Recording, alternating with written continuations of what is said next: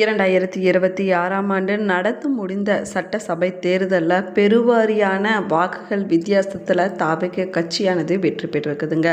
அது மட்டும் இல்லாமல் பெரும்பான்மையான தொகுதிகளில் தாவேகா கட்சியானது வெற்றி பெற்றிருக்குது. இருந்தாலும் ஆட்சி அமைப்பதற்கு 118 என்ற எண்ணிக்கையிலான தொகுதிகள் தேவைப்படக்கூடிய நிலையில் இப்பொழுது தாவேகாவிடம் 108 தொகுதிகளானது இருக்குதுங்க.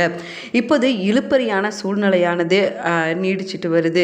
தாவேகா கட்சி தற்போது ஆட்சி அமைக்க முடியுமா முடியாதா என்ற கேள்வியானது எழுந்திருக்குதுங்க. அதை நம்ம பொறுத்திருந்து தான் பார்க்க வேணும். தாவேகா கட்சியினர் பார்த்திங்கன்னா மற்ற கட்சிகளுடன் கூட்டணி அமைக்க கடிதம் அனுப்பி இருக்கக்கூடிய நிலையில் தற்போது காங்கிரஸ் கட்சியானது தாவேகாவுடன் கூட்டணி வைக்க முன் வந்திருக்கக்கூடிய நிலையில் தற்போது தாவேகா ஆட்சி அமைப்பதில் இழுபறியான சூழ்நிலையானது நீடிச்சிட்டு வருதுங்க. ஏன் அப்படின்னா இன்னுமே ஒரு எம்எல்ஏக்கள் தேவைப்படுறாங்க. அதனால் இன்னும் தாவேகா கட்சியுடன் இன்னும் பதட்டமும் இழுபறியான சூழ்நிலையுமே இன்னுமே நீடிச்சிட்டு தாங்க இருக்குது. தாவேகா இப்பொழுது ஆட்சி அமைக்குமா இல்லையா அப்படிங்கிற சூழ்நிலையானது ரொம்ப கடுமையாக இருந்துட்டு வருதுங்க. இருந்தாலும் தாவேகா கூட்டணி அமைக்க இன்னும் சில கட்சிகள் முன் வந்திருக்கிறாங்க. அது எந்த கட்சிகள் அப்படிங்கிறத நம்ம பொறுத்திருந்து தாங்க பார்க்க வேணும். 2026ஆம் ஆண்டு ஏப்ரல் 23ஆம் தேதி சட்டசபை தேர்தலானது முடிவடைந்ததுங்க. மே 4ஆம் தேதி அதற்கான வாக்கு முடிவுகளானது வெளியிடப்பட்ட நிலையில் தற்போது ஆட்சி அமைப்பதில் இழுபறியான சூழ்நிலையானது நீடிச்சிட்டு வருது. தாவேகா கட்சி ஆட்சி அமைப்பதற்கு எந்த கட்சியோடு கூட்டணி வைக்கப் போகிறது என்பதை பற்றிய சுவாரஸ்யமான தகவல்களை தெரிஞ்சுக்கலாம். வீடியோவை ஸ்கிப் பண்ணாமல் முழுசாக பாருங்கள். நம்ம சேனலை இப்போ தான் ஃபர்ஸ்ட் டைம் பார்த்துட்டு இருக்கிறீங்க அப்படின்னா நம்ம சேனலை சப்ஸ்கிரைப் பண்ணலன்னா சப்ஸ்கிரைப் பண்ணிக்கோங்க. கூடவே இருக்கிற பெல் ஐக்கானையும் ப்ரெஸ் பண்ணிக்கோங்க. உங்களுக்கு ஜோதிட ரீதியாக சந்தேகம் இருந்தாலும் சரிங்க, தனிப்படையாக ஜோதிடம் பார்க்க விரும்பினாலும் சரி, இந்த வீடியோவுக்கு கீழே டிஸ்கிரிப்ஷனில் வராகியம்மன் ஜோதிட நிலையத்தோட தொலைபேசி எண் கொடுத்துருக்குறேன். இந்த எண்ணுக்கு தொடர்பு கொண்டு பேசி பாருங்கள். உங்கள் பிரச்சனைகளுக்கு சரியான தீர்வு கிடைக்குங்க. வாங்க வீடியோக்குள்ளே போகலாம். 2026ஆம் ஆண்டு நடந்த சட்டமன்ற தேர்தலில் நீங்கள் இப்போ தான் ஃபர்ஸ்ட் டைம் ஓட் பண்ணியிருந்தீங்க அப்படின்னா மறக்காமல் உங்களுடைய கருத்துக்களை கமெண்ட் பாக்ஸில் கமெண்ட் பண்ணுங்கள். வாங்க வீடியோக்குள்ளே போகலாம்.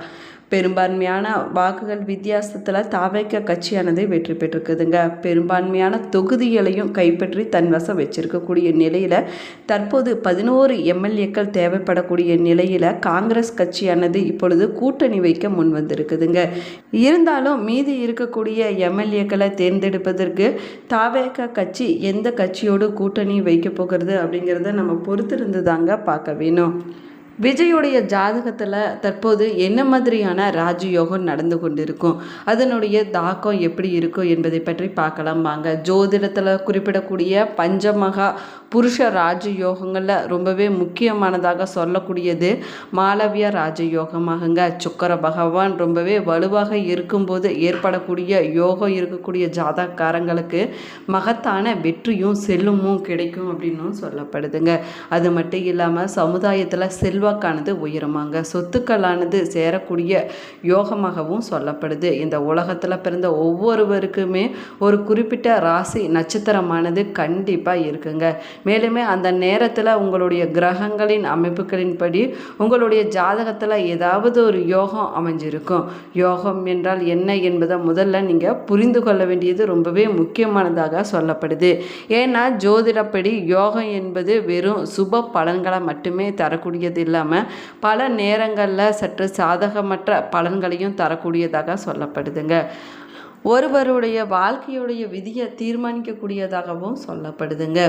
எக்ஸாம்பிள் பார்த்தீங்க அப்படின்னா நம்ம பார்க்கக்கூடிய மாளவிய ராஜயோகமானது அதுலேயும் குறிப்பாக ஒருவருடைய ஜாதகத்தில் சுக்கிரன் தன்னுடைய சொந்த ராசியிலேயோ இல்லைன்னா உச்ச ராசியிலேயோ இல்லைன்னா மூல திரிகோண ராசியிலேயோ அமர்ந்திருந்தாலோ இல்லைன்னா கேந்திர ஸ்தானத்தில் அமர்ந்திருந்த பிறகு பஞ்சமகா புருஷ ராஜயோகங்களில் ஒன்றான மாளவிய ராஜயோகமானது உருவாகுங்க. ஜோதிடத்தில் குறிப்பிடக்கூடிய நவ கிரகங்களில் ஒவ்வொரு கிரகத்திற்கும் ஒரு முக்கியமான பங்கானது சொல்லப்பட்டிருக்குது. அதனால தான் உருவாகக்கூடிய யோகங்களும் பல சிறப்பான தாக்கங்களை கொண்டு வந்து சேர்க்குங்க. அந்த வகையில் மாளவிய ராஜ யோகம் ஒருவருடைய ஜாதகத்தில் இருந்துச்சு அப்படின்னா அவருடைய குடும்பத்தில் ஆதரவு இல்லாவிட்டாலும் சரிங்க, இருந்தாலும் சரி தனியாகவே பல சாதனைகளை படைக்கக்கூடியவராக கண்டிப்பாக இருப்பாங்க.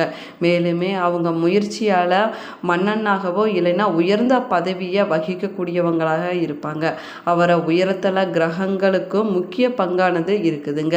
கிரகங்கள் எந்த அளவுக்கு ராஜ யோகத்தை தருகின்றதோ அதே அளவுக்கு சில யோகங்களை பற்றியும் கொள்ளும் அப்படின்னும் சொல்லப்படுதுங்க.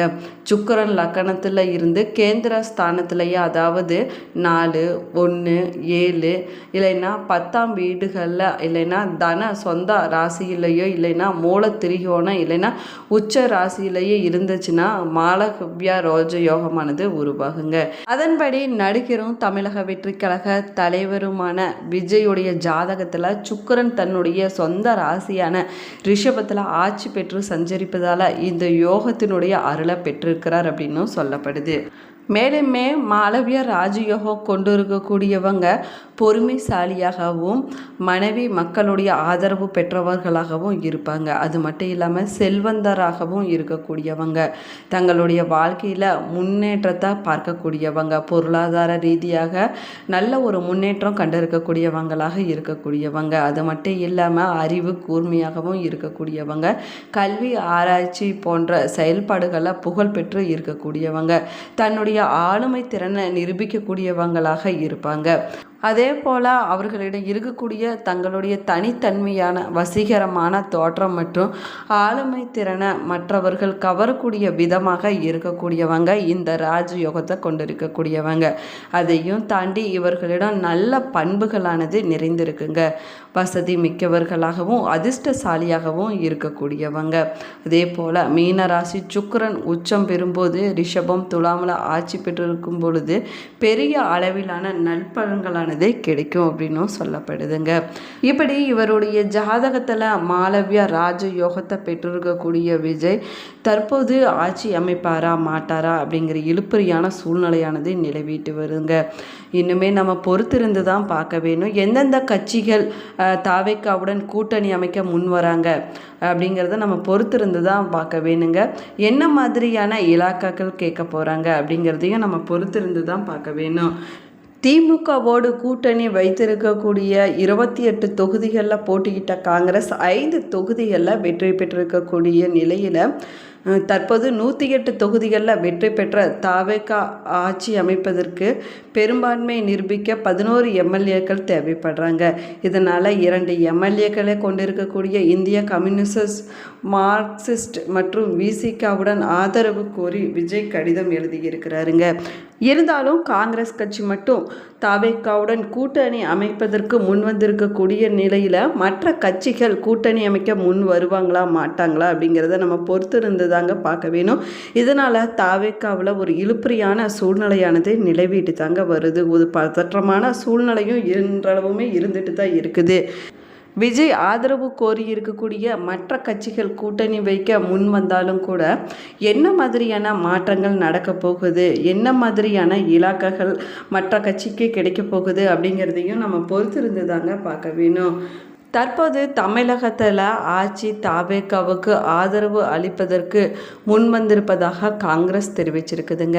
அடுத்து வரவிருக்கக்கூடிய லோக்சபா உள்ளாட்சி தேர்தலுக்கும் இந்த கூட்டணி தொடரும் அப்படின்னு காங்கிரஸ் தலைமையானது அறிவிச்சிருக்கக்கூடிய நிலையில் தற்போது 108 எம்எல்ஏ இருக்கக்கூடிய தாவேகா கட்சிக்கு ஆதரவு அளிக்க மற்ற எந்த கட்சிகள் முன்வர இருக்கிறாங்க என்பதையுமே நம்ம பொறுத்திருந்து தாங்க பார்க்க வேணும்.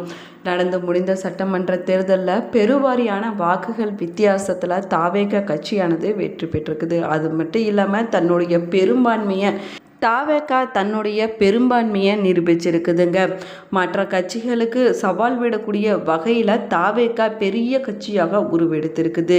இருந்தாலும் 118 என்ற எண்ணிக்கையிலான எம்எல்ஏக்கள் தேவைப்படக்கூடிய நிலையில் தற்போது தாவேகாவிடம் 108 எம்எல்ஏக்கள் தாங்க இருக்கிறாங்க. இருந்தாலும் காங்கிரஸ் முன்வந்தாலும் கூட மற்ற கட்சிகள் இன்னும் முன்வராத சூழ்நிலையில் தாவேகா ஆட்சி அமைப்பதில் இன்னும் இழுபறியான சூழ்நிலையானது நீடிச்சிட்டு வருது.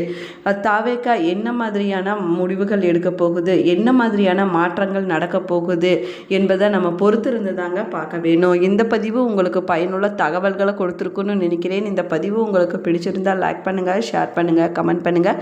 இன்னும் நம்ம சேனலை சப்ஸ்கிரைப் பண்ணலன்னா சப்ஸ்கிரைப் பண்ணிக்கங்க. கூடவே இருக்கிற பெல் ஐக்கானையும் ப்ரெஸ் ப்ரெஸ் பண்ணிக்கோங்க. இன்னும் நம்ம சேனலை நிறைய பேர் சப்ஸ்கிரைப் பண்ணாமலேயே பார்த்துருக்குறீங்க. கண்டிப்பாக சப்ஸ்கிரைப் பண்ணலன்னா சப்ஸ்கிரைப் பண்ணிக்கோங்க. கூடவே இருக்கிற பெல் ஐக்கானையும் ப்ரெஸ் பண்ணிக்கோங்க. Thank you friends.